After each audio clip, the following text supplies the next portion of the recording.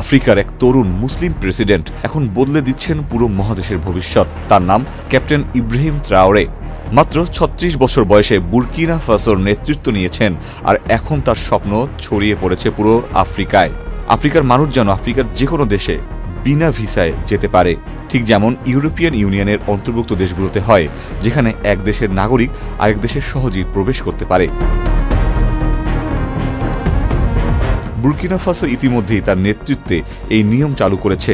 এখন আফ্রিকার যে কোনো দেশের মানুষ সেখানে যেতে পারবেন কোনো ভিসা ছাড়াই। শেকড় থেকে শিখরে।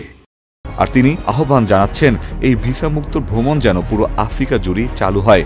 এখানে শেষ নয়, তিনি আফ্রো এয়ারলাইন নামের একটি যৌথ এয়ারলাইন তৈরির প্রস্তাব দিয়েছেন, যা আফ্রিকার রাজধানীগুলোর মধ্যে সরাসরি সস্তা ফ্লাইট চালাবে।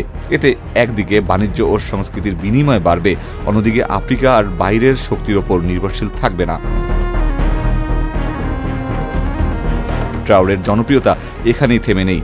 তিনি পশ্চিমা দেশগুলোর, বিশেষ করে ফ্রান্স ও যুক্তরাষ্ট্রের নীতির কড়া সমালোচক। তার মতে পশ্চিমা দেশগুলো আফ্রিকার সম্পদ লুটে নিয়েছে বছরের পর বছর। তিনি খোলাখুলিভাবে বলেছেন, আমরা আর উপনিবেশ নই। রাজনৈতিক অবস্থানেও তিনি বেশ স্পষ্ট।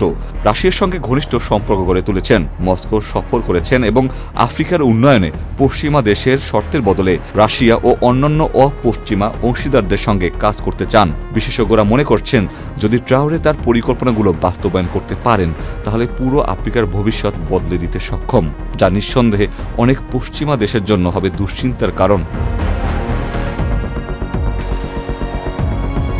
মাত্র ৩০-এর কোঠায় থাকা এই তরুণ মুসলিম নেতা শুধু রাজনীতিবিদ নন, তিনি আফ্রিকান ঐক্যের প্রতীক হয়ে উঠেছেন। হয়তো ইতিহাস একদিন বলবে, ইব্রাহিম ট্রাওরে সেই মানুষ যিনি আফ্রিকাকে এক পতাকার নিচে এনেছিলেন।